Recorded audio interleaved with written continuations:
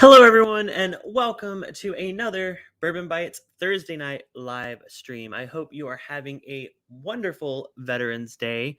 To all of the veterans out there watching this, whether we're live or on the replay, want to give a huge shout out and thank you for your service. At any point tonight during the stream, if anyone wants to give a shout out to a specific friend or family member, or even member of our chat, feel free to send in a super chat so I can feature it on the screen, so we can do a group cheers to veterans. But feel free to shout them out in the regular chat too. I just know when I have guests on, it's hard for me to keep up with the chat sometimes, so I don't want to miss someone's loved one. So if it's a super chat, I'll see it. But it's going to be a great show here tonight. We're going to give our guests a little bit more time. They had a barrel pick that they did with a client today. They are on their way home. They should be here very soon, but I got some stuff to talk about first, so don't worry. Hope y'all are having a good Thursday. How's your week been so far? I tried to do a pre-gaming stream, which is what I'm calling my, I guess it's kind of play on words, pre-gaming, get it? So I tried to do that. I was going to play the new Grand Theft Auto Definitive Collection that came out, but the Rockstar store has been down all day. Have any of you guys bought that yet? Because I have not been able to even download it. So that kind of got delayed. So if you're curious to see more gaming stuff, I do go live on Twitch occasionally. I'm going to start doing that more often on Saturdays. So twitch.tv/Bourbon Bytes while we wait. I'm going to put the link to it down in the description. Please go ahead and give me a follow over there. Again, if you're not yet on Twitch, it's super easy to sign up. If you have Amazon Prime, you even get like special perks and stuff. So if you're curious about the gaming stuff, I did a little bit of a poll. Seems like a lot of people here on YouTube don't really care about the gaming stuff, which is understandable. So I'm going to do a bit of a mix. I'm going to do it on Twitch for the most part, but occasionally I'll have a fun one for Saturday nights here on YouTube, where there's always going to be whiskey involved. It's not just games. Don't worry. So stick around on Twitch for that, but also I'm going to do a bit of it here on YouTube too. A few shout outs to people here in the room already. I know I was a little bit later starting, so y'all have been chatting it up. First of all, shout out to our amazing mod, Brandon and Emily and Donnie the Linux Cat. They're going to kill it tonight. But yeah, so also I see a lot of people here in the chat, some names that I don't normally see in the live. So welcome, Bourbon. He says, tell Mike to check his Facebook messages. Don't worry. Like I said, they've been busy all day. I see Cohen. He said, he was asking me about the smoke wagon. Yeah, you know what? I probably should buy one. I haven't had an uncut and filtered in so long, and I've really loved everyone that I've gotten, but I have not had a chance to try it lately, and I should probably pick that one up. You're right. I should just bite the bullet and do it. What's up, Scott Pigsley? Good to see you, man. Hope you are doing well. Wesley Zeller, an amazing patron of the show. Thank you so much for tuning in, Wesley. Hope you are doing well. If you guys want to support the show, like I said, super chats to honor your veterans, just as like a visible shout out. But also, if you guys do want to support the show further, you can always go to patreon.com/Bourbon Bytes and support the show there for as little as $2 a month. You can also become a member of the Bite Club, which is my YouTube membership, and get access to some very, very special emojis, like the Cliffy one. That's my favorite. So if you're a Bite Club member, send your Cliffies in the chat now. I want to see them Cliffies. Scroll down. Let's see. Who do we got here? This is where I came in. I started talking to y'all. Nope. Wait, hold on. I'm getting caught up. Almost at the bottom. Yeah, Bourbon Noob. What's up? And speaking of Veterans Day, another amazing veteran and supporter of the show. Welcome, Pat. Good to see you. We played a bit of the new Among Us update on Discord last night. So if y'all aren't on our Discord server yet, you can go to bourbonbytes.com. There's a link to it there. We do random gaming nights. We do our hangouts there, our Patreon hangouts. We do our just random hangouts too. So make sure you do that. We're doing our monthly Patreon hangout there this Saturday. So if you are a tier Bourbon Bytes and up, which is the $5 tier, you can join us. We're probably going to play some more Among Us, but we're also going to just hang out and have a good time. We also have Jackbox games that our friend Steven lets us tap into from time to time. Adriana Whiskey Mountains, welcome to the show. Let's get this party started. We're pre-gaming a little bit because they're on their way home. They said they'll be there very, very soon. Whiskey Mountains, another amazing channel here on YouTube. Go give her a subscribe. She put up an ECBP C921 review recently, so go check that out. Bourbon Baller, what's up to you, my friend? Good to see you. Nick Proman, of course, always right after Adriana. Nick, one day you got to come in before Adriana. Then we'll see. We'll see who's here first. Who's the real fan? What's up, Steve? I was just mentioning Steven Sussman. He said he's gonna wait until it goes on sale during the winter sales. Oh, wait. Oh, the Grand Theft Auto game. Yeah. I forget what you guys are all saying. You care. I forgot what I said. What did I say? Did I say something like y'all don't care about me? I don't know. What's up, Adam Free? Good to see you. Thanks for tuning in, man. Hope you're doing well. I think we're caught up in the chat. It was Vegeta. Yeah, Vegeta joined us in our our Among Us session, and just want to make sure they have the right link because they say they are trying to join. Hold on one second. Let me make sure. Let me just resend them the link because I do not see them in the green room. 1 second, guys. Don't worry. But yeah, so what do you guys have in your glass? Let me know. We'll go through and read through what everyone's drinking. I had a port of Wild Turkey 101 before I started with dinner. It was just as good as usual. But let me just resend them the link to make sure they have the right one. Let me see. Invite guests.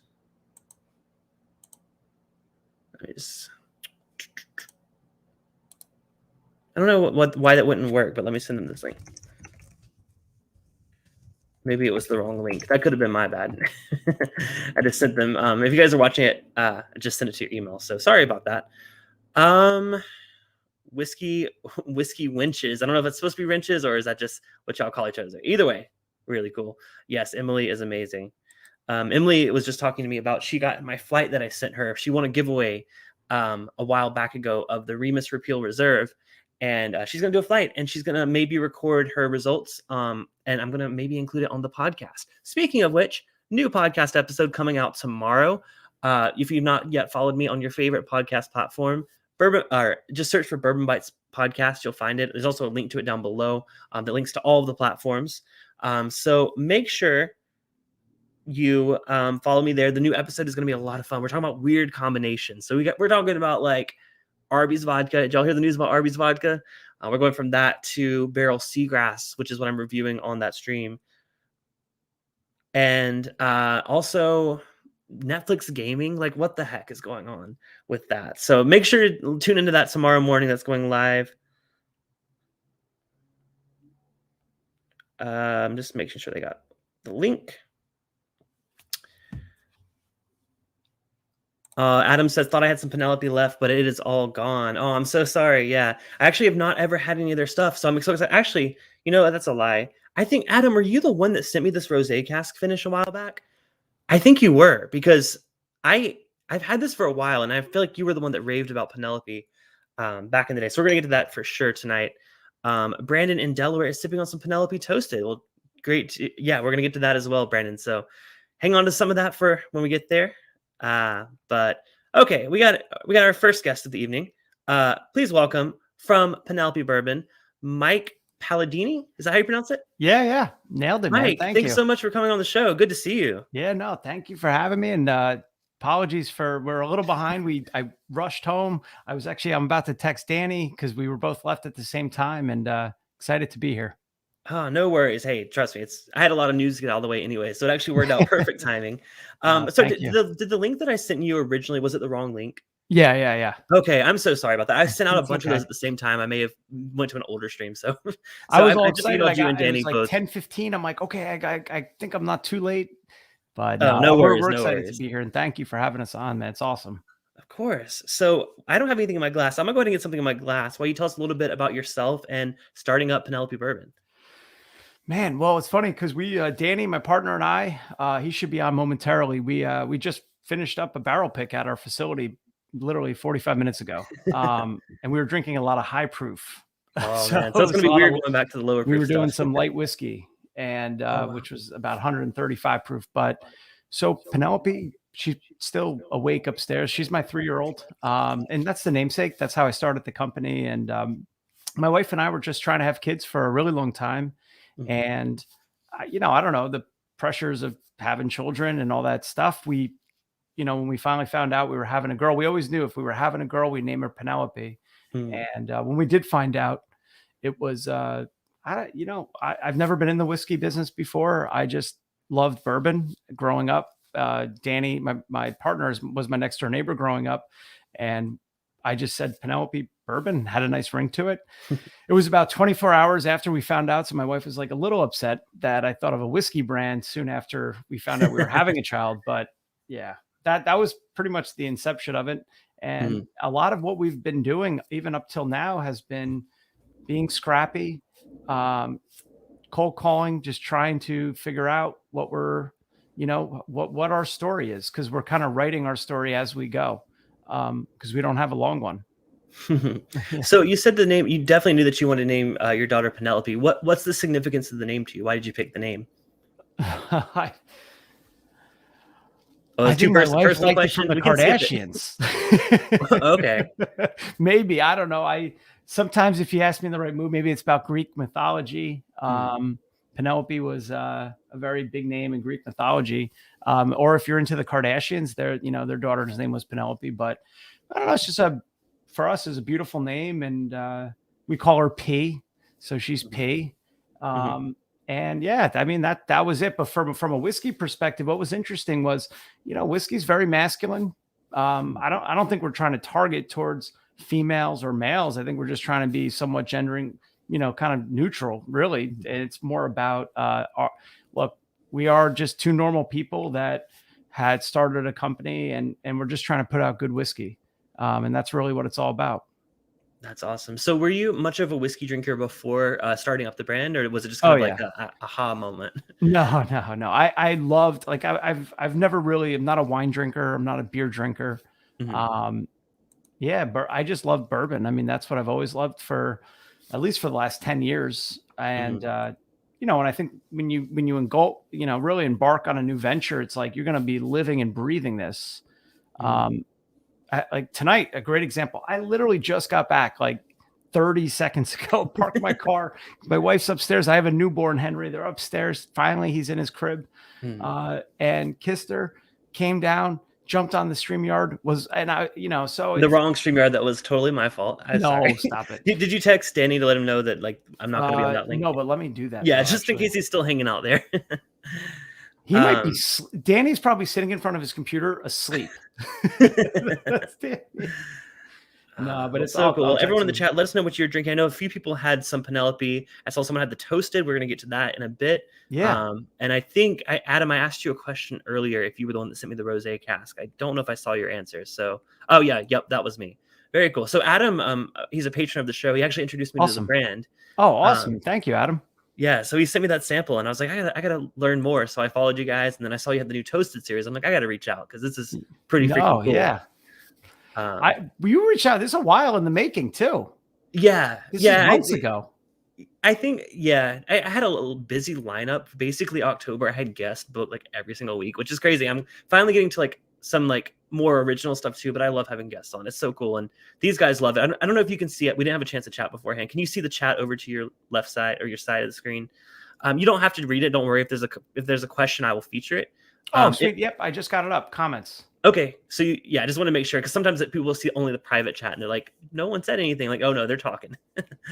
Yeah. Oh yeah. Wow, this is awesome. Okay, cool. Yeah. All right, so don't worry about keeping up with it. I will feature certain questions. Our friend Adriana over at Whiskey Mountain, she said, tried the Toasted the other day, my first Penelope, but wow, so good.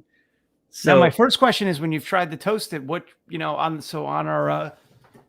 Toasted, it's the big thing about Toasted series, I'll grab the bottle, is that there's different chars and toasts for all of them. It's really meant to be, a series. We're still learning a lot about oak, toast, chars, and so a lot of ours, what we have are different. Some of them are char 2 heavies, some of them are char 5 mediums, char 3 heavies, and I'm always curious which ones people have tried. So Adriana, was that a sample or do you have the bottle? Let us know what char it was if you happen to know. Our friend Bourbon says, Mike knows I've sent the rosé far and wide. Oh, thank you. No, that's so cool. Yeah, but earlier he was like, tell Mike to check his Facebook messages. I don't know what that meant, so maybe after the show he may have messaged you. I know you guys are busy today. So with even with that, like we're usually trying to be really good. It's I'm gonna blame my 2-month-old son. He has. I mean, that's a pretty solid excuse. I know. I've been so. I will. I promise. I'll check it out. Bourbon. What? And I like that name too. Bourbon. That's pretty I cool. think he's someone that knows you. I don't know if he's like a friend or whatever, but he has a YouTube channel here as well. So anyway. And by the way, on the rosé, yes, we actually just finished batch 3, new label. Oh wow, I like it. That's really cool. We're actually not even sure what to do with it. It's going into the holidays. We might just sit on it. We've actually put a little bit out into Texas because they didn't get any of the last batch that we did. But we're probably gonna either release it in probably in early February. Oh, very cool. Well, perfect Valentine's Day. I know it's like normally typically a summer release, right? And that's the other thing. It's as a growing company, it's like it's hard to. We always say that too. We're like, oh, we'll release it in April, and then all of a sudden things happen, and you're like, well, when should we release it? Oh, maybe February. I mean, that works. It works. Adriana answered. She said it was a Char 5. The toast is out of focus. Batch 19, she thinks. Yep. Must be a picture. Must be a sample of it. Yeah. And it's really funny too. We're still trying to figure out internally. Everything's a batch, whether it's a single barrel. We kind of identify that as, anything that's happening on the line is, in a tank is a batch.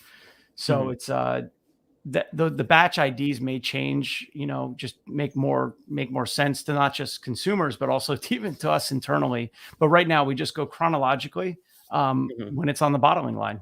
That's really what it is right now. But the Char 5s I love. And Brandon from Delaware says he has Char 1 toast. Had no idea there were different chars. Well, you learned something new for coming here. So thanks for tuning in, Brandon. So yeah, and Brandon, with the Char 1s, so what's so cool about the Char 1s that are different than the Char 5s, Char 5 is going to give you more campfire smokiness, which is actually coming from the char. And you're going to get a little bit of that vanilla influence from the toast. Now in the Char 1s, you're not going to get nearly as much as that smokiness. So you're going to get a lot more vanilla, which is, so everyone's got a different palate, but that's to me, and especially Danny too. It's one of the things we found most interesting. Gotcha. Well, before we get into that, let's talk about the standard release, because I saw a question earlier. Where was it? Oh yeah, Bourbon Baller says, what makes Penelope unique from other brands? So we haven't really talked about what Penelope is. So yeah, Penelope, you guys, by the way, I absolutely love how transparent you guys are on the website. You tell us, this is sourced from Indiana. You tell us the age and all that stuff. So tell us what are you looking for with the palette of Penelope when you're crafting the blends? It's a great question. And I think we're still figuring out who we are as a company. We're trying to figure out our identity, who we are. And, I think that's part of it. It's okay not to know, coming out of it. And when we started this, we came to this with a consumer palate. Danny and I love bourbon. That was really the background we had, really nothing else. And so, I think for us, Danny, my partner, he loves corn and wheat. That sweetness and some of those floral notes, he really gravitated towards those. Whereas I really gravitated towards rye, and I still do. Spicy. I like that kind of I just loved rye, and I still rye's my favorite.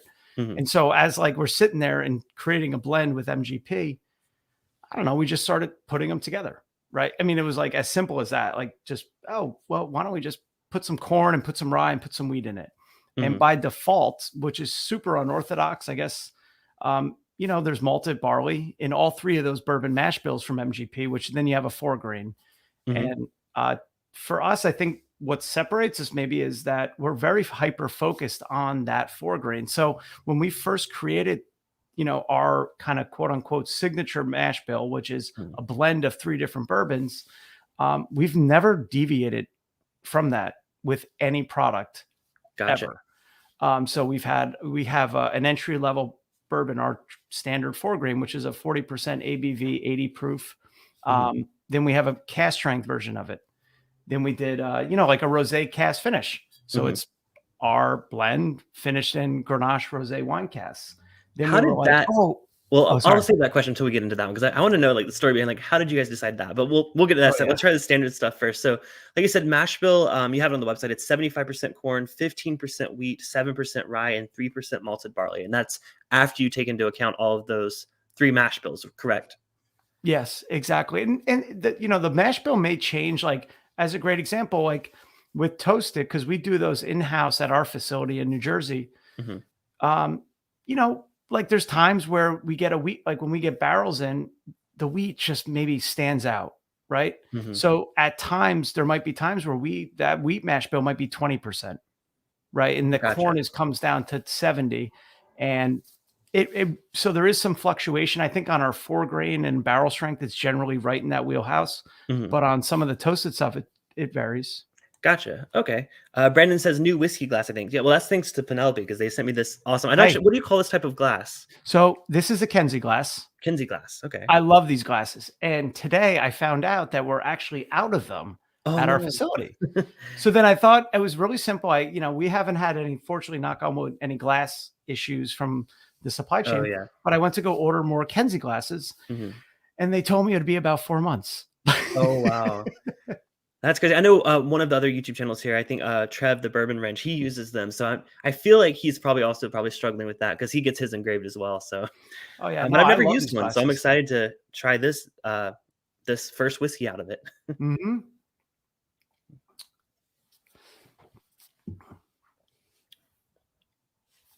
Nice. Yeah, I mean, I'm glad that I didn't drink a lot of whiskey before because 80 proof is usually on the lower end for me personally. But being the first whiskey I've had tonight, well, I did have the 101, so I was already dabbling in the higher proof, but still for 101's low for me. So, but really though, you could really taste the corn. I think corn is the sweetness from the corn. Age wise, about how old? I know it's a blend, but about how old for the standard release? Well, this is another thing. So when we first started, so we were in our second year right now. Hmm. We started selling it in September 2019. When we first started, it was all 2-year barrels. Hmm. And I think for us, what we said was, why don't we, it's a marathon. You're not going to get there overnight. This is built up. You got to hone in. So our barrels get older and older with every batch we release. Hmm. So the ones that we sent you, for our 4 grain are about 3 years old. Okay, very cool. Yeah. And I saw that you guys are doing the blending and bottling at Castle and Key. Is that right? Yep.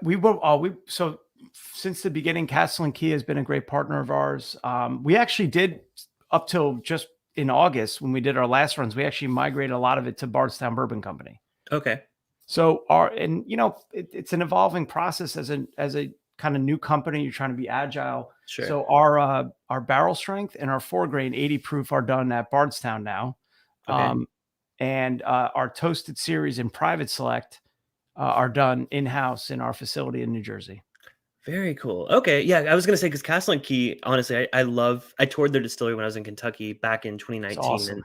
it's just such awesome. And I love Bardstown Bourbon Company too. I actually was just at they have their world's top whiskey taster Yeah. competition, and they had their LA competition or their regional championship last Friday, I think. So I got to hang out with those folks. They're so awesome. It's awesome. I used to live in LA, by the way. Oh, really? That's awesome. I'm not from here. I'm from South Carolina, so I but know, I've been but living here I for the miss past. LA. Like I moved there right out of college. Mhm, Um, I don't know. I just wanted to change it up. I'm from the Northeast. mhm. I wanted palm trees. Well, So I see, moved to LA.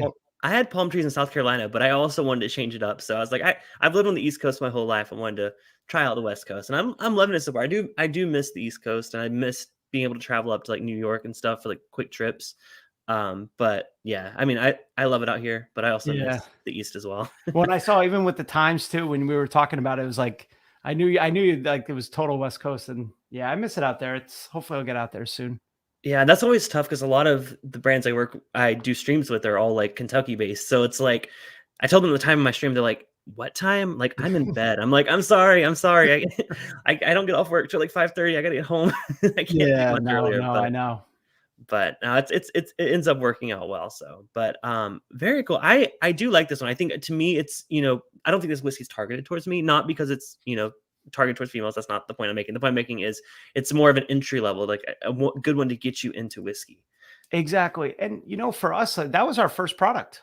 So that Mm, was our only product maybe for almost a year. And for us it was, we kind of looked at it like, I looked at Basil Hayden. That was what mm, I looked at the most. And I mhm, said, gosh, that's a 80 proof bourbon and it's spicy and it's expensive. At least in New Jersey, it's Oh yeah, expensive. no, it is. It is very expensive for what it is. And so, and I know it's Basil's, it's Beam Centauri, and that's fine and all. But I kind of, for us, our mash bill is high corn, high wheat. It's going to be more of a sweeter floral profile. And so we just were basically like, let's be super competitive on our price point as much as we could be. So, in some pockets of Jersey and through the Northeast, it's $30 to $35. And it's a great bourbon for folks that are kind of, their palates are still exploring bourbon. Yeah, right? I mean, it's even though it's 80 proof, like I don't want to like downplay. Like, there's a lot going on for it. It does not drink. It drinks. I would have guessed, honestly, if I didn't know, I would have guessed like 90 proof. So I think it has like the complexity of it, of like a more, higher proof whiskey. And I think that could come from the 4-grain mash bill, because I don't think a lot of 80 proof whiskeys are 4-grain. I think that's kind of unique. The other thing we do, and this was purely accidental, so it's non-chill filtered. Now, that's a filtration process that basically anything sub 95 proof, it gets very cloudy in cold weather. But when you chill filter your bourbon, it actually strips out a lot of the fatty acids, which are containing a lot of the flavor.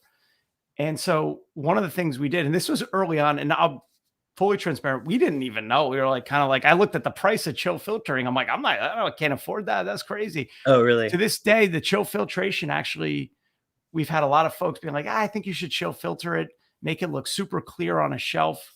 And I think we might be one of the only 80 proofs that's non-chill filtered. Hey, we're big fans of non-chill filtering here. So that's really good to hear. And I like that it was accidental, but like you guys made the right choice there. Totally. Well, now I know what it like. I understand it a little bit more, but I think it was just a funny anecdote, when we were first starting out. Of course. So I see a lot of questions about distribution. We'll get to that maybe in a bit. I want to go ahead and move on to the rosé cask, because I know a couple people are drinking it with us. So okay, cool. Tell us. And now this one is 94 proof, so we are going up in proof a bit. So tell us, how did you guys decide to do a rosé cask? I feel like I've never would have even thought about that. Yeah. I remember it very clearly. I was sitting in my kitchen. I don't know. I think we had barrel strength out, and we're all, we're trying to understand what is Penelope? Who are we? And, for us, we have a lot on our plate with our 4-grain. Like, we're still trying to understand our mash bills and how we blend, and we're trying to open up our own blending and bottling facility. And we started, we got in touch with Speyside, and Speyside's been a great partner of ours, but Speyside is a barrel broker, really. I mean, they make new American oak, but they're also a barrel broker for us. So, if I come across a really good port, they can help me find the barrels, right? So that they've been a good partner. And so they started introducing us to cask finishes, which obviously everyone knows are very popular right now in the bourbon world, in the whiskey world. So we started tinkering with sherry, and we started tinkering with Oloroso and cognacs, and a lot of different things, actually. But these were in 55 liter. And I don't know. I think for us, we always, that a lot of that's been done, right? And I think as a young company, you have to try something new. So I remember my wife, I was talking to my partner, Danny, on the phone, probably around this time. It was like 11 o'clock at night or something. Wife walks by and she's like, just do it. She loves rosé. She goes, just do it like a rosé cask. I was like, well, that's obviously it's got the name. It's like one that's like at first, like, are you crazy? And then you're like, wait a minute, that might work. Yeah. And I know nothing about rosé at the time, but like, I come to find out rosé is very, obviously it's very dry. If you drink it, it's just a drier wine, but it's also finished in stainless steel. So when I called Speyside, I said, Danny and I did some R&D. We bought a lot of rosé, started mixing it in with our bourbon. We found we needed Grenache rosé, which is a very sweet rosé. So we said, we called Speyside. We said, we need 100% Grenache rosé aged in oak. Can you help us? And they found one vineyard in France that's doing it, and we've been working with them since. Yep. French oak. Yeah, answers Cohen's question. He was asking if it was French oak rosé cask. Yeah, I'm just going back to the chat. Everyone is applauding you on the non-chill filtering. All right, Donald Rant says, chill filtration is the enemy of flavor in whiskey. It really is. By the way, we have chill filtered the 80 proof as a test experiment, and it was like drinking water. Oh, really? It took it like Yeah, it that was. much? Because that's what I was gonna say. Like, it has so much depth for an 80 proof, bourbon. I think that maybe, like you said, with that, if you did that, it would definitely lose some of that appeal. Yeah, Emily Chambers says low proof, non-chill filtered is a huge deal. Keep it up. Yeah, and the way I look at it too, but like look at Honest Tea, right? Honest Tea's got all the tea floating around in their drinks, Hmm. but that's all the flavor. I'm not grossed out by it. Now, even we don't have like things floating around in it. It just might be a little bit hazier. Hmm. That's really it. And I was like, I don't care. Exactly. I just care about what it tastes like. That was our biggest thing. I don't care what it looks like on a shelf. I care what it tastes like. And that, to me, that's what matters the most. Well, see, I've always lived in hot environments, so I don't think I've even ever seen what that would Oh, look yeah. like. I've lived in like the southeast and then the SoCal, so like I don't even know what it looks like. No, I wish if we were there, I wouldn't even think about it. But even on my desk, so my office, I live in an old colonial. Mhm. The 80 proof on the far side. In the cold winter months, I turn around and I'm like, that looks so hazy. It's like I do it, but it doesn't bother me because I saw, for us, it's about taste. And I think I saw a Mhm. question. We've never chill filtered any one of our products. Gotcha. Yeah, I was just confirming that like all of them were the same way. Well, that's really good to hear. Joe, I just want to give a shout out to Joe and Cheech for telling people to hit the like button, and Cheech, of course, for telling people to subscribe and hit the bell button, and of course, check out the podcast. So thank y'all. Y'all are awesome. Y'all always do. If Joe's not a mod, I'll make him a mod next stream. Okay, well, I haven't tried this rosé cast, so I'm really excited to give it a try. So cheers. And we didn't, I think when we sent stuff out, we just finished bottling this literally like a week ago.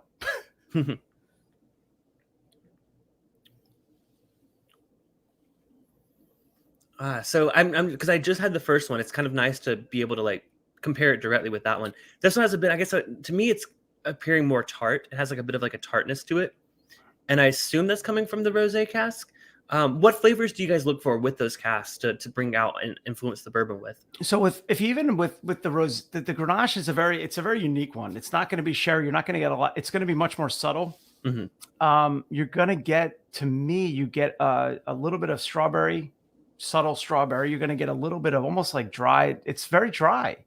Mm-hmm. It's got a wine kind of finish to it, and it's every one of our products that we've kind of come to realize is the flavors with Penelope, they're not in your face. They're going to be much like they're there, but they're subtle. And I think it's more, I think that's been actually a big unique identifier for us, is that they're complex. It is 4 grains, even though it's through a blend, and it's kind of taking you on this little bit of a ride. So with the rosé, it's, to me, I've always gotten a little bit of strawberry shortcake with a little bit of leather, dry leather. I mean, that's always what I've gotten. Yeah, I think it's because I'm so unfamiliar with that type of finish. Like it's hard to pull out what makes it different. Like I said, to me, it's like kind of like a tart fruitness, like almost like a like maybe even pineapple is what I'm getting. This little bit different, but it does have like there's a unique note on the finish that I guess I don't know. I'm having trouble describing it because I haven't experienced it before. I don't think I've had very many, or even I know it's not a white wine, but it kind of reminds me of like a white wine kind of finish. Like it has a little bit of like I've tried a bunch of white wine finishes. So it's like I got like a bit of like a dryness. Well, that's what you're saying, the dryness. That's probably the best way to put it into words, is the dryness. That's really interesting. Now I'm so big on this product. Now the issue is the rosé casks. We don't have any more coming in anytime soon. Like I don't know if like the vineyard that had a few, like barely any, I don't even know what their deal is. They're like they don't have it anymore. So the only way I can do this product, because I actually fundamentally feel if I actually had a little bit more control over the rosé, I could actually put out a better rosé cast finish. And I'm not saying that one's bad. I'm just saying I can control it more. So my focus right now, and I'm actually thinking of just rolling out a rosé. And this, to call me crazy, I'm going to roll out a rosé that I age in oak, so I can use the oak barrels from my rosé for our rosé cast finish. Ah, okay. And that's the plan for 2023. Wow, that's a big endeavor, and definitely keep us updated on how that's going. Because but if you think about it, if you want to have a wine cast finish, like you have to really start at the source. If you're really, really focused in on the flavor, because you don't really, when you get cast finishes, it's just like, oh, what was this all about? And there is always a big question mark. And that's my big struggle with cast finishes, is like, I don't really know, like it's just a big question mark. So we are going down that route because I think there's something really special with this product. It's just a matter of how we can kind of control from the beginning, like what oak it's in, what that Grenache blend looks like. And I don't know, it could be a total botch or a total mess, but hey, I mean, go for it. I mean, you thought this whiskey idea was a crazy idea, but like, I mean, it's obviously working well. I mean, you guys are, what did I see, 34 states that you're in? Just 20. Okay, I missed it. I saw the statistic and I lost it. I was like trying to remember from memory, so I'm my bad. 23. And honestly, like my wife loves rosé, so it's like checks a couple boxes off. Well, we got our first super chat tonight. I mentioned earlier, it is Veterans Day, so if anyone has any veterans in your family, Happy Veterans Day. Yes, if anyone has any veterans in your family or friends or anyone you want to shout out, feel free to send a super chat. We'll definitely give them a cheers for the stream for Veterans Day. So just want to get it out there. But Scott Pigsley has a question with his super chat. So Scott asks, are all of their store picks custom blends of their different mash bills? The ones I've had were very different. Can Mike explain that decision? Yeah, I got a bunch of them here. You probably see the, my thing's right here. So here's a good example. Let me grab two of them. I'm just going to grab two different ones here real quick. As we were growing and we're just trying to think, like, we get asked for single barrels. And the hardest part for a company like ours was, well, we're a blend of 3 different bourbons from MGP, and our barrel strength and our stuff was like 4 to 5 year old barrels. And I struggle with that because you can go and get Knob Creek 12. Like you can get these older barrels that just had much more nuance and there's just more to it. Right. So we never had a single, like there's no single barrels from Penelope Bourbon. So we kind of just said, well, look, we are a blending house. Like that's what we do. Right. I mean, we're just blending. I mean, so we said, well, we could kind of have fun with it. We could actually take our best barrels that we think are best for blending and make it an open canvas. Say, I don't know, if you don't want to use wheat, don't use wheat. If you want to take the rye and make it to 80%, awesome. Like do whatever you want to do. And we would give you the mash bills and then you could blend them yourselves. So like, here's a great example. Like we did this one, this is breaking the seal. And what we do is we actually write the blend percentages on the back. Oh, let me put your comment. Let me make it bigger so you can see that. Hold on. There you go. Let me hide it. Can you see it? Yeah, there we go. Okay, yeah, so like 16.5, 16.5. It's a little blurry, but I can't do math. This was a 70, basically almost 67% of this was wheat. Oh, wow. Okay. And it was great. Like we've never, like for us as a company, like for one of our barrel strength batches, like we wouldn't have, that's a lot of wheat to pump into one batch. So this was cool for us too, because it was just a way for us to see, like, I mean, it's all the same mashes and the profile you get is very, very different. Like the comment I mentioned. And so here's a dad's drinking bourbon pick out of Tennessee. Oh, nice. What they did. So dads, I don't know if you could see it. Yeah, here we go. They did no wheat. Oh, really? They're like 70-30. Okay. And it was awesome. It was just super spicy, like just different, right? Yeah. Well, that's really cool that everyone, like, I mean, like you said, everyone has their own palate. I mean, especially, I mean, you did a live stream with the Bourbon Junkies back earlier this year. Yeah. And they did their own blend live on YouTube, which was totally cool. I love that you guys are working with like different like podcasts and stuff. That's really cool. If you ever want to do your own blend, we are down. Honestly, it's one of our most favorite things to do is the private selects. I mean, for us too, internally, it's like, we're interested too. It's like, what, like, where's this going in terms of a flavor profile? And it's, if you're ever interested, we always love doing that. And I think, I don't know. I actually think blending is becoming, I just think it's, people are really gravitating towards it. Absolutely. I mean, I mean, there's a lot of brands that are kind of doing that, like, cause they don't want to like just stick to standard, you know, whatever mash bill MGP gives me. I want to do some blending. And I love that. I think it's creative. I think people that are blenders are artists in a way, just as much like a master distiller. I think a blender has that much impact on the product they're putting out as a master distiller would as well. Well, yeah, I mean, I think it's about just trying to create something, you know, the sum of all of its parts, right? I think it's just trying to take what we have in front of us and how do we make something better? So here, like even tonight, we were at our facility. We have these exceptionally good 100% rye whiskey barrels. They're amazing. We've never done anything with rye whiskey, but we have rye whiskey barrels. But we're not just going to, for us, it's hard for us to just take a barrel from MGP and put it in a bottle. Mm-hmm. That's just not our ethos. Right. It's not who we are. So we're like, well, what can we do with these? They're good, but let's make them like, how do we make them more us? Mm-hmm. So we started tinkering with the rye whiskey. Then we started blending it with this really good high wheat char 5 medium toasted barrel. So we started mixing it with that. And then we started just tinkering with it with different things. And we actually added in some malted barley bourbon that we had. And I don't know, the end result was really good. Like I was like, oh, this is tasty. Now, will we do anything with it? I don't know. But I think that's really the fun part about it all. Yeah, absolutely. Experimenting. I think that's how you find the new, like your new favorite thing. Just try different things and something eventually works. So that's really cool. I see a couple super chats to some veterans out there. Joseph Brazer says, please thank my best friend Ted for his service. Absolutely, Joseph. Heck yeah, cheers to Ted and for his service. Absolutely. And then Whiskey Mountains, Adriana says, happy Veterans Day, particularly to my dad, my brother, and my grandfather. Wow, That's whole awesome. military family there. Well, yes, That's salute. awesome. Cheers to you, Adriana, and your family. And all the other veterans out there. I know there's a few of them in the chat. I know Patrick is a veteran as well. So very cool. Well, let's go ahead and should we go on to the barrel strength? Let's barrel proof. Let's amp things up a bit. Ooh, so okay. We'll save this toasted. We'll save the toasted for the end. So we have the barrel strength bourbon. Now, do you happen to know which batch this is? Because you guys just have a new batch that came out. We just had a new batch. That's batch 8. This is batch 8. Oh, so yeah, I remember that. Awesome. So batch 8 is 115.8 proof. And this is, I'm just looking at the fact sheet that I have pulled up in case it was batch 8. I love Nebraska. Nebraska is such a great market for us. Oh, ship it to Nebraska. Yeah. Okay. Well, let's go into while I get this poured. People are asking about distribution. Do you guys plan, any expansion to that anytime soon, or are you guys still working on it? So here's the thing. I'm going to start with California, right? We're not going to California right away. Okay. The problem for small companies with states like California is they are so big. Mm-hmm. And I get nervous with states like California and Florida. We went into Texas.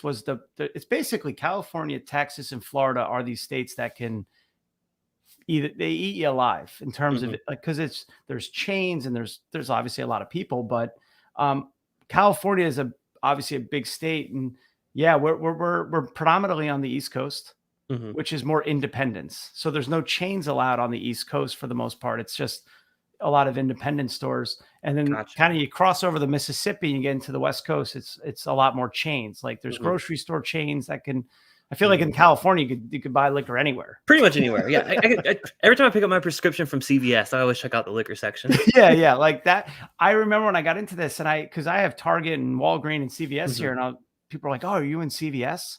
I was like, CVS. And you're like, what?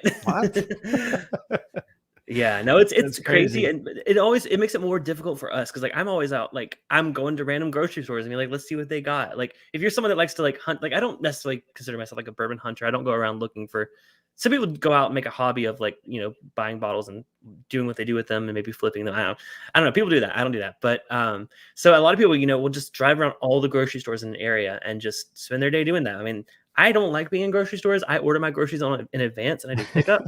I try to avoid it, but that's liquor is everywhere out here, which I mean, it's good for us, but also like I get the point you're making. Yeah. And with California, like I'll use California as another example. It's such a big state. I would be, cause you could really hurt yourself as a company is you're excited and you want to expand and you go to California and they take this big order in right away. And then they place another order because it's just, there's so many places to sell it to for their wholesalers. And you're like, well, I'm not going to have more product for at least another month. Oh yeah. And then it's like dead in the water. And you're like, oh, I got it ready. And they're like, oh, well, we've already, okay, maybe we'll see what can happen. It's so you really need to plan. Like, I mean, at least in my opinion, you want to plan effectively. And I don't know, it's a marathon and try to do it the right way. Right. I'm not saying you want to pump a ton of product into the market. Just, you want to be prepared. Right. Yeah. But I mean, you guys are, it seems like you took a good next step by, transitioning over to partially at Bardstown Bourbon Company and then partially at your own facility. I mean, it sounds like you guys are expanding pretty significantly. We're trying to, but I think like with Toasted Series, a great example. In our facility, we have a 6-bottle hand filler. And our capacity has actually gotten really good. I think we can do like 150 cases a day, which is like for a small shop, that's a lot. But like on these large bottling lines, there's some bottling lines that could do 750 bottles a minute. Mm-hmm. Like sounds like a machine gun going off when they're going through there. So I think for us, it's about we like to use our facility as like an R&D launch pad. So Toasted Series, we have char 1s, heavy, char 2, all these fun things, and we think they're delicious. And then if we actually find like a formula or a mash bill and a toast and char in combination we love, then maybe we would go bigger on it down in Bardstown, right? I don't know if that makes sense, but then we feel more comfortable, like, because it's, it's a big investment. So like, okay, maybe we'll do a little bit more of it and do it that way. But, who know, I don't know if we'll ever do that. It's just, these are things we talk about every day. Like, literally. Yeah, I'm saying you guys just started in 2018. Like you guys have plenty of time to figure it out. Yeah, I know. So Big had a question. He said, "Is there any way we can purchase a sample kit?" I think that's more of. I've heard a lot of people throw that idea out there to brands. Although I did get my wrist slapped by UPS. Like I got UPS, my ship station. UPS is like not happy with me right now. That's why we hand deliver bottles in the whiskey tube world. We hand deliver all of our bottles. The UPS thing was crazy. I was like, yeah. But I would love to. We love, like, one thing about us is we want people to try our product. We want you to try it. So please email me, Michael@PenelopeBourbon.com. Yeah. Either myself, Bridget, or Jace will get back to you. If you do want a sample kit, it might take a little while, but we'll try our hardest to get it out to everybody. That's awesome. I've shipped a lot of olive oil and essential oils in my life. Oh God, yeah. See, that's the one thing. I'm Italian, so they actually buy it. Oh, okay. See, I can't pull it off. I've only been questioned once, and it was very intense. I was like sweating. I was like, I can't do this. Never again. Yeah. No, we have like our shipping agreement. It's just sometimes they do get a little finicky, and I still find it crazy. It's like wine and beer, is no issues whatsoever. Liquor is a little bit of a different subject matter, so we understand, but it is what it is. No, but I've seen the idea being flown out there a lot because I know Whistle Pig did a collaboration with Flaviar that was like a blender, like home blend. They sent out samples of their wheat whiskey, their rye whiskey, and their there was one other one that was there too. And we got to like blend it at home and submit like a survey. It was really cool. So that's just an idea. If you guys ever want to do something fun like that, especially to get more people involved with blending, I will say this, Whistle Pig is bigger than us. They've been around longer. a little bit, right? But I will say this, our blending idea, maybe I'm wrong. We started doing those blends, and now we did not create blends, obviously, for that. But we started doing our first blends before that. So Whistle Pig, what you got? Yeah. No, I'm kidding. There you go. I'm just kidding. I'm kidding. They're awesome. But we love to do that. I think for us, we love doing blends. We love exploring and having fun with it. So if that's something you're interested in, or whoever, we can absolutely explore it. I saw people saying like, yes, we want a Bourbon Bytes private blend. So maybe we'll connect after the show. No, seriously. Yeah. We're because the toasted stuff, it's interesting with toasted, like even as of like last night, it's like, what do we do with toasted? Do we stop it? Like, these are the questions we ask. We're a new company. It's like Michter's and Elijah Craig. They're like, oh, we're going to do toasted in the second half of the year, every year. But they've been around. So we're always like, oh, what do we do with toasted? Well, toasted is the trendy thing now, right? Look at Wild Turkey. Their new master's keep is, toasted. Yeah. Just want to give a shout out to Sherry G. She's stopping in for a minute. Sherry G is a patron of the show. Sherry, have a good night. Hopefully you can catch the replay.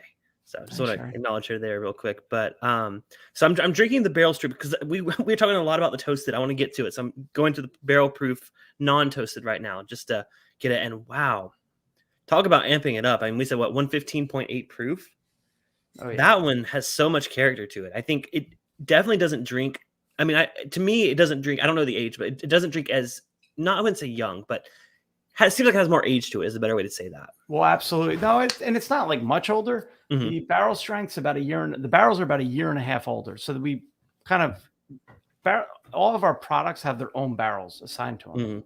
So with barrel strength, it started with our original 80 proof. It started with 2-year-old barrels. And then as we got to batch 4, we started to pop it up a year. I think 2-year barrels with cask strength, it's getting a little hot. Those first couple batches were a little dicey. No, but now like batch 8's all 4.5 to 5 year old barrels. Oh wow. I'd say most of them are probably 5 to 5.5. But next year, so when I even look at next year, it's always been that slow and steady. Next year, all of our barrels are 5 to 6 years old. And that's not, I don't even know where we're going to cap it, but we have the inventory to support up to potentially 7 year until our new fills start coming. Yeah. Yeah. Cause I mean, I've had some single barrel MGP that's at the 5 year mark, and I buy that all day.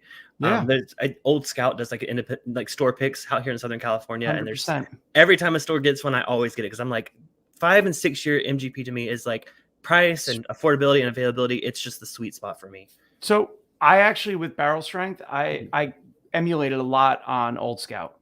That must be why I love it so much. I'm like, this is checking all the boxes. Yeah, but it was like, and it's a good price point. It's cask strength. It's 6 year, and that's like 5 to 6 year, and it's hitting that sweet spot. And they got it's good batches, and that's where we're going. And for our barrel strength, it's batches, so every release is going to be a little bit different. But it's getting older. The price point is always the same. And what's the price point on that typically? It's usually around like 55 to $60 is usually what I say. Yeah. I mean, that's right in line with what I would expect it to be. So that's really cool.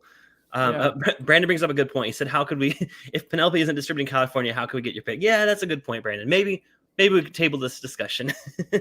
Yeah, but we have so a great example is like Sterling with an I, like Sterling from the town in Scotland from Braveheart. I just watched Braveheart. So Sterling Fine Wines in New Jersey. I mean they sell our barrel strength for $50 a bottle. Seal box. Oh, okay. So you guys, I was gonna say, like Seal Box is awesome. I buy from them all the time. Blake, that's who was at our facility today. Blake Bourbon. Seal Box Penelope pick. I get their emails, so I always watch their selects that go. They did a Wilderness Trail pick one time. That's honestly one of my favorite things that's come from that distillery. I think I'm big. I love Wilderness Trail. I think they got some good stuff. Well, I was going to ask, so when you're not drinking Penelope, like you mentioned, you've been a bourbon fan for a while. What are some of your favorite other bourbons that you enjoy? Man, my palate's kind of changed a lot. So like even, I always like the staples. I like the Buffalo Traces and Eagle Rares and, the normal stuff. But I really do like the Lux Row 7. Some people, I love that. Lux Row, that Ezra Brooks 7 year is, to me, is awesome. And then I see comments on Facebook. Some people hate it, and I'm like, well. So I tried it when it first really good. When it first came out, it was like pretty available, but I feel like now, like I haven't seen it in a long time. So maybe just California doesn't get very much of it. But well, it used to be like $39.99. Yeah, it went up in price too. Yeah, now it's like behind the glass. Yeah, so that's a good thing too. Interesting is for us, and that maybe that's a benefit for us, but. We like with our toasted products, like we're trying to be everyone's first toasted product. Like we want to, like, we don't have a problem being readily accessible. Does that, I don't know if that makes sense or if that's, but for us, we want to try to make it. So Adam says the one toasted I've tasted was muled from Texas and delicious. We are hoping to get the first pick in Memphis with my favorite store. Although this new American has me intrigued too. New American. Are you talking about just the regular barrel proof? I think potentially. Yeah. Well, now that we've been talking about toasted so much, I'm so excited to get into it. So you guys sent me 2 samples. So you sent me one that is this black label that says Toasted Series Barrels. Oh, actually, there's a label in the back. Just learned that. Okay. Oh, okay. I just realized. Oh, that's me not turning the bottles around. You sent me 2 different toasts. So we have 2 here. We have batch 16, which is a char 2 and heavy toast. And then we have a batch 29 that is a char 5 and medium toast. Ooh, which one should we start with first? I have 2 glasses, so we can compare them. I would go with the lower char. I don't know. I mean, it's actually interesting because usually when I'm doing taste tests, I'm like, oh, go off the proof. You could kind of go any one. I always just say just because char 2 is lower than char 5. Okay, well, I'll pour them both at the same time, and we can do a little bit of comparing. I saw a question. Brandon was asking, do you know anything about with the barrel entry proof and still proof? These guys are nerds. These guys are like super crazy. No. It's funny. We were talking about entry proofs today. The entry proof for the MGP is usually a lot of this is pretty standardized. Most barrel entry proof for MGP is 125. You get some stuff that might be custom and maybe it's 130, but it's usually barrel entry is 125, at least for a lot of stuff we get.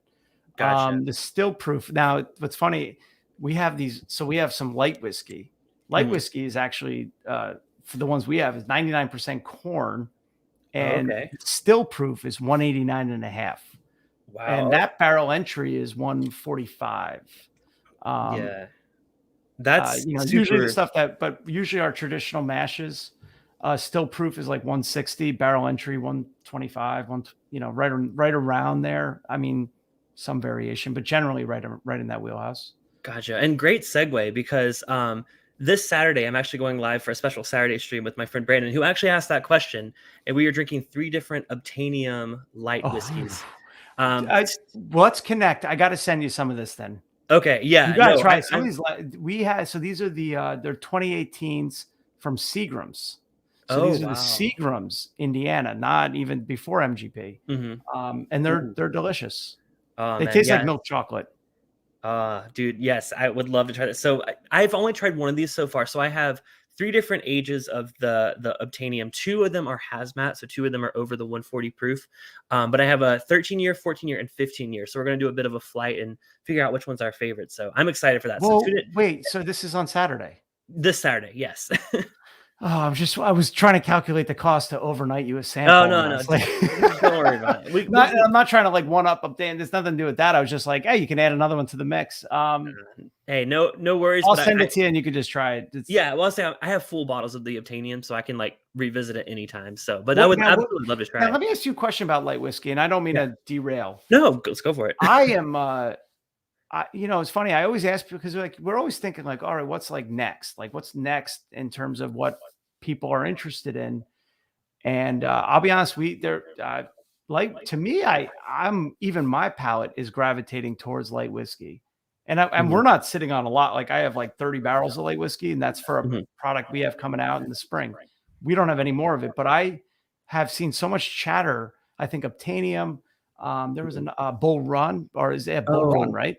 I haven't heard much about that one, but yeah, there's another one out there. Obtainium is the big one that everyone's talking about. Out of Iowa. Bull Run. I mean, I haven't had the Obtainium, but I had Bull Run. It was delicious. So yeah, like I said, I'll have a better opinion on it after Saturday, because I've only tried one of them so far, but the one that I've tried so far is just really, really good. Light whiskey is so different, but like it's not so different that like if you like bourbon, you're gonna be weirded out by it. But I think it brings a lot more. I'll talk about it on Saturday. We'll get into that. I don't want to derail you. No. I'm just really interested in this light whiskey thing because people are going crazy for it. They are. And again, I saw an Instagram post that the store that I actually hadn't been to before. I've been following them on Instagram forever. Never been. They posted like, we got 3 different Obtainiums in. So I went up and I met the owner, and I was like, I can't decide. And I was like, I'll just buy all of them. So that was a lot of fun. Yes, Brandon says, cheers to the 40 people here. Yes, it's not he asked earlier, is that a record? It's not a record, but lately that actually means a lot. That's a lot more than lately. So thank you all for tuning in. Hopefully y'all are subscribed. Come back every Thursday night. I'm live same time, normally 7 p.m. Pacific, 10 p.m. Eastern. So thank you all for all tuning in. I saw a question from Donald. I'm looking at it. We are in Canada, actually. Oh, okay. Yeah, I'm really behind in the chat. Okay. Yeah, there we go. Alberta. Yeah. Okay. We went to Canada maybe a couple months ago, and it's been an amazing market. Mm-hmm. Yeah. Oh yeah. By the way, everyone thinks I'm not wrapping up. We still got the toasted to do. I was just choosing to, because I saw the number. I was like, holy crap, that's the highest. That's light whiskey here. That's fine. Yeah. Oh yeah, because Canadian. Well, Donald, good to know they are in Alberta. So yeah. So but Ontario's impossible. Really? I've chucked it up. I'll never be in Ontario. I would love to be, but it's like that's hard to get into the LCBO. Yeah, understandable. Well, Donald, you'll have to get some and let us know what you think of it, because Donald loves coming to our hangouts for patrons. So, all right, let's get to these toasted, because I'm so excited. I've been hearing about them all night. Everyone's been raving about them. Let's get into them. So we're starting with the Char number 2 Heavy Toast, 111 proof, batch 16, if you're curious. Let me grab a toasted. Yeah. I have a feeling that these are going to be right up my alley, because I kind of buy into the whole toasted thing. Whenever a brand comes out with the toasted, I'm going to buy it, because my favorite, I literally mention this every stream. I don't know why. My favorite note on a whiskey is a toasted marshmallow flavor. So if a whiskey has that, a lot of the toasted releases have that, I'm going to love it. So I can already tell from the nose, it seems like that's going to be the case here. Before I get into it, Adam Free with a $20 super chat. Thank you so much, Adam. He says, thanks to our veterans. Yes. Happy Veterans Day, everyone. And thank you so much for everyone that has served and that is currently serving.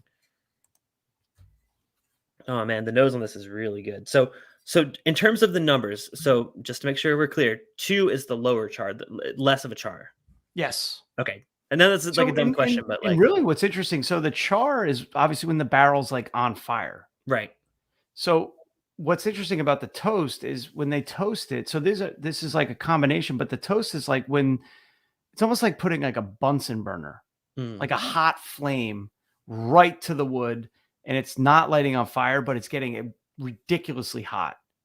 So when that toasting effect happens, it just opens it up so much.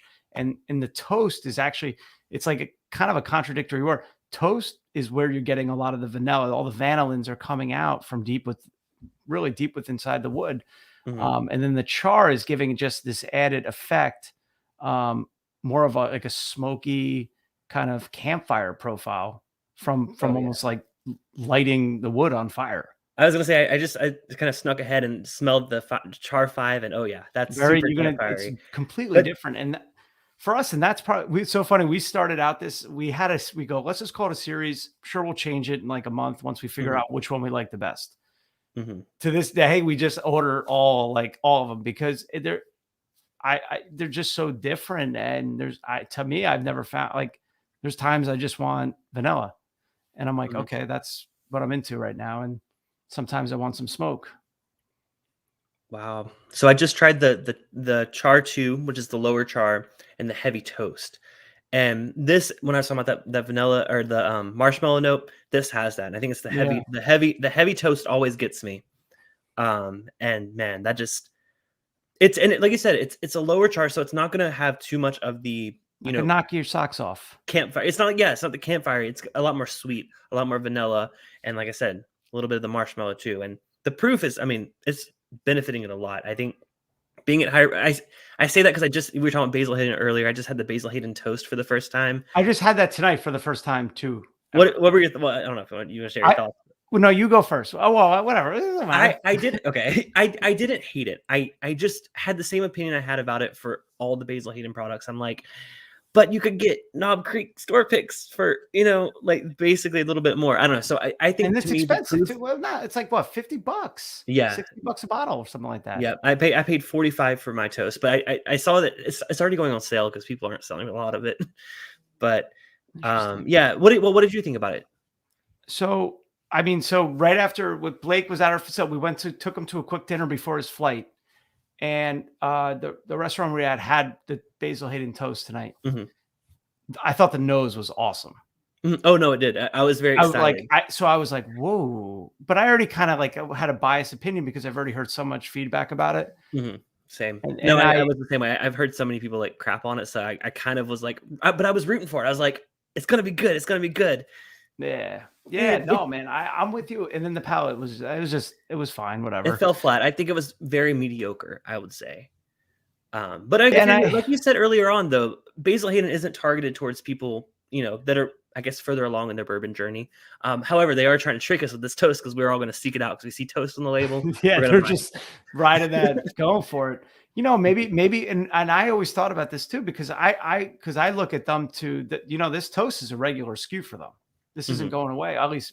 Yeah, no, I saw it. Yeah, it's going to be a regular thing. Which I mean, honestly, the bottle looks amazing. Have you seen the bottle? Awesome. It looks really, really nice. I know. I want to put flames on mine now.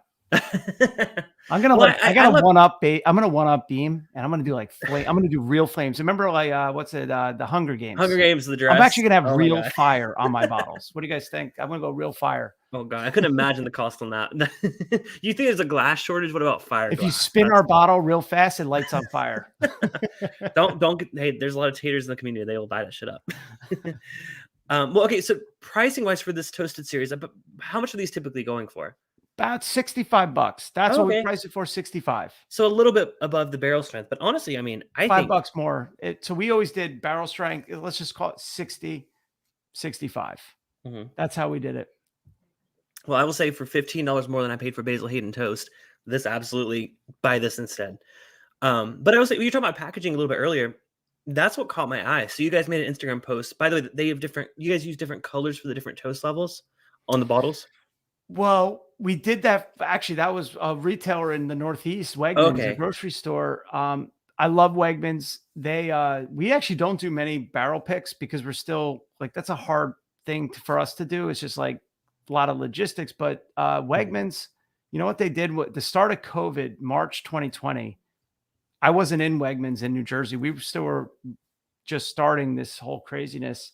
Mhm. They went out of their way to put us in their stores. And they have 9 big stores in New Jersey Wow. to support small local businesses. Mhm. And I just, to this day, I'd bend over like that was the coolest thing in the world for a big company to do that for us. I was blown away, and they've been a great partner of ours. So they came on site in April, picked 4 barrels.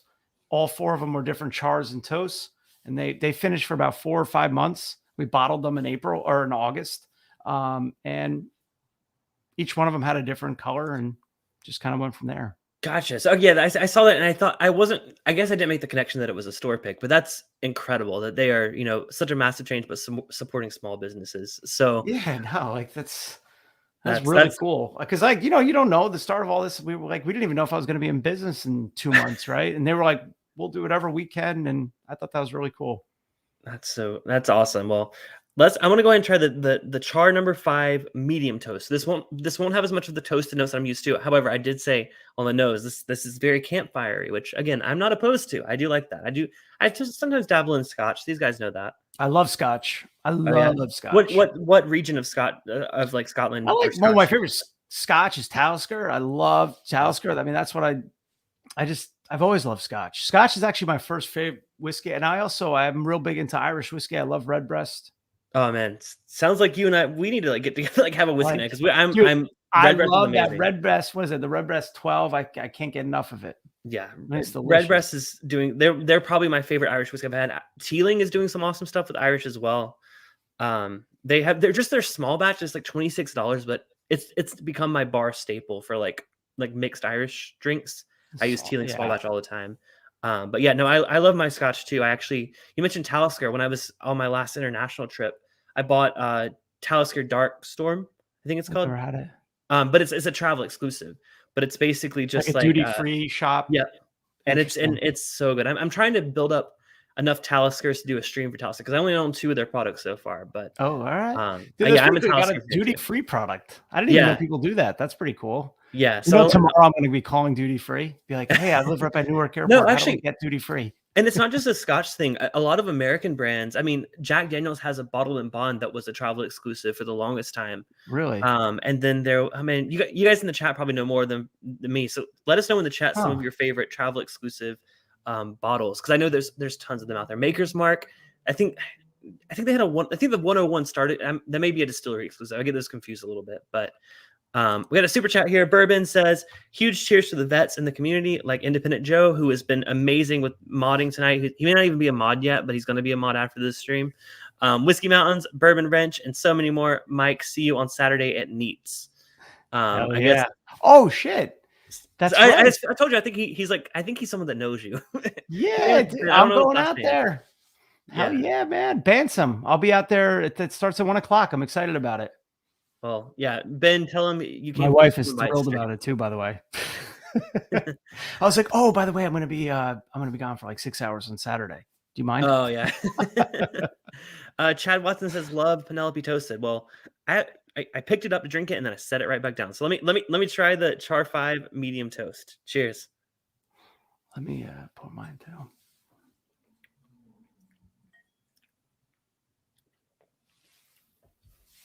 Oh, so different. Totally different, right? Mm-hmm. Yeah, it's smoky, but like when I say smoky, I'm scared the bourbon people are gonna be like, ew, smoky. I don't mean like peat smoke. Don't worry. No, not like easier a to describe it as smoke.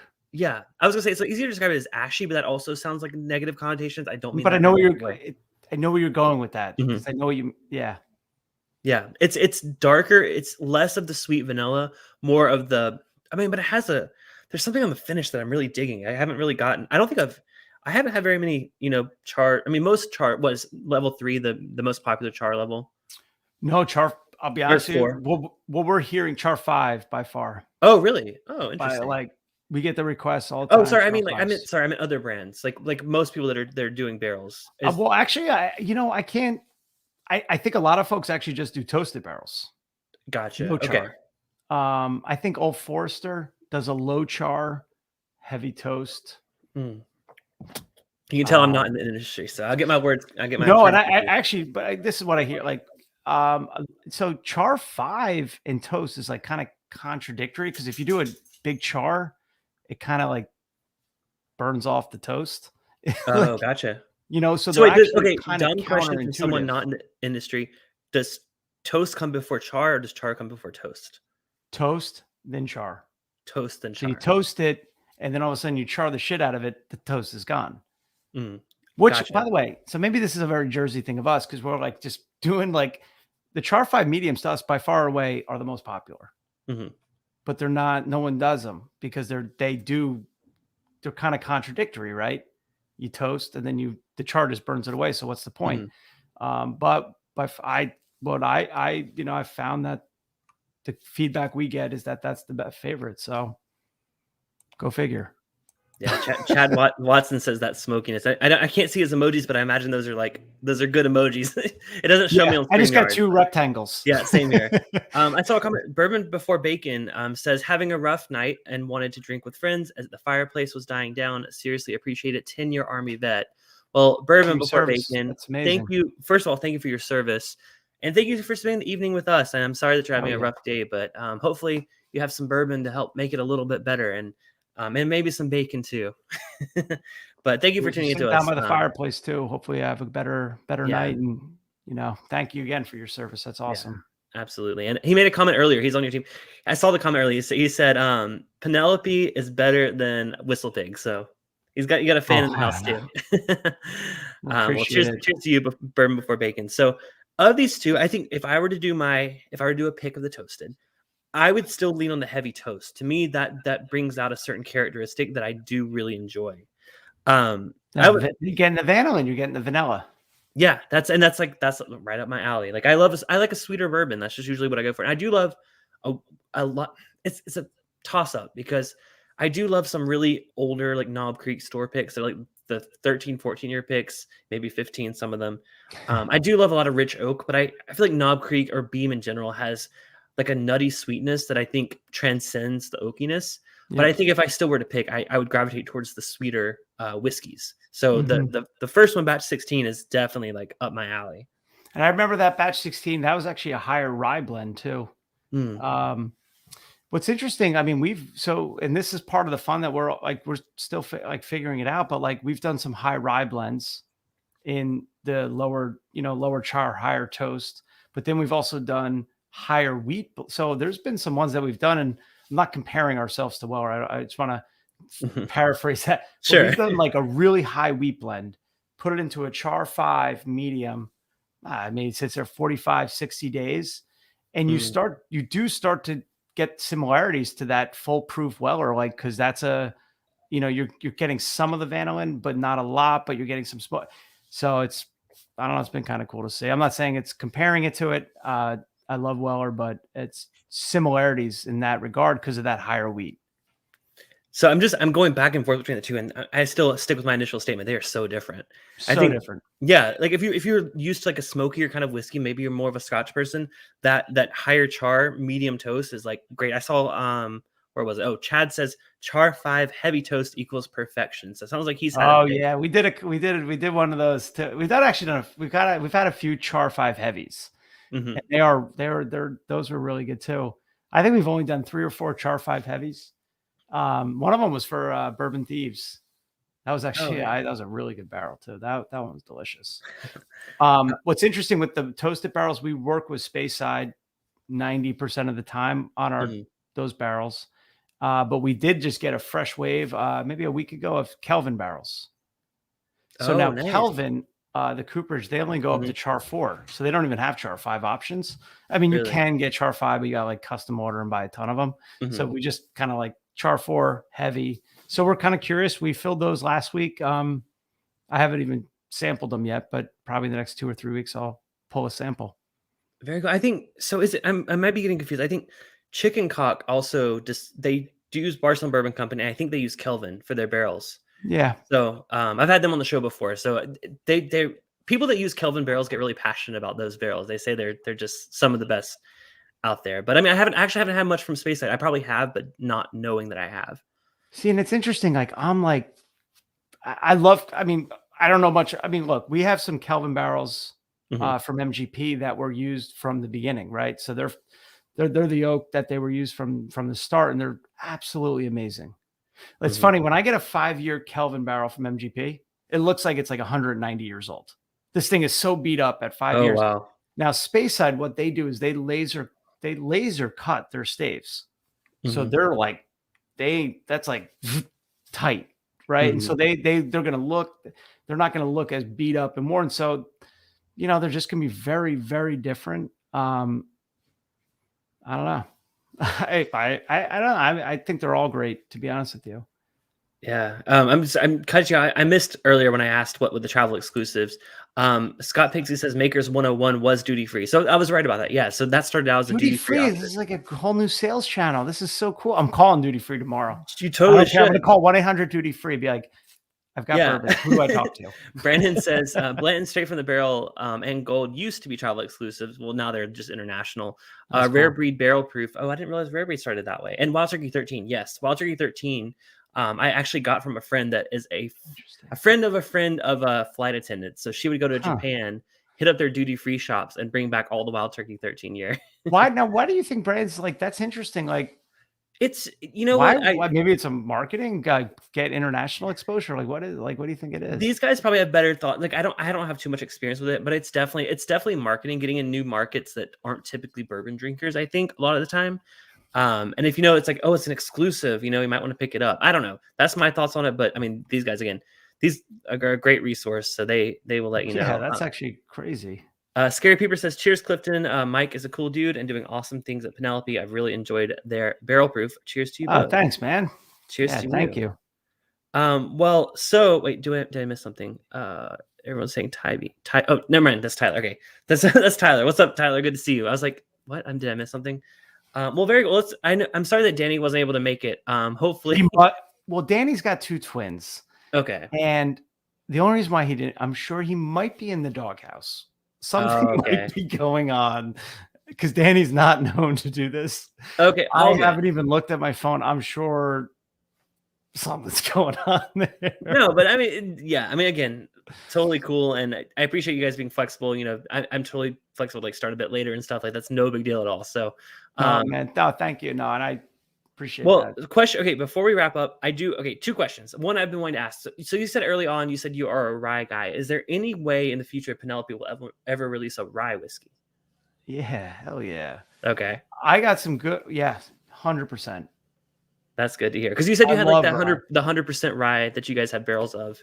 Because I'm a rye guy too. I do really enjoy high rye bourbons and high rye ryes. So then we need to. We should talk offline because we have a couple ideas that we're stirring around, and maybe it'd be good to get your feedback on. Well, hey, as soon as I end the stream, stick around. It'll be offline, and we can chat if you want to. Yeah, no, seriously. So we have. I mean, look, we don't. We're not right now for long term. The new fills that we're making are the 99 corn, the 21 rye bourbon, and the 45 wheat bourbon. That's kind of our core lineup. So we're not doing like new fill, like we're not making any rye with we're not contracting new distillate as a rye. But we do have some really good, what I found to be really good barrels. And I actually thought we talked about the private select, right? So private select here, you make your own blend. I kind of envision sunsetting the private select, like this version of it, and kind of bringing it back as more of a blend of straight whiskeys, and maybe introducing rye whiskey that way. Maybe you have a 21 rye bourbon, you have a 100% rye whiskey, and maybe you have a 95.5 rye whiskey. So maybe private select next year might be rye whiskeys that you're blending. Yeah.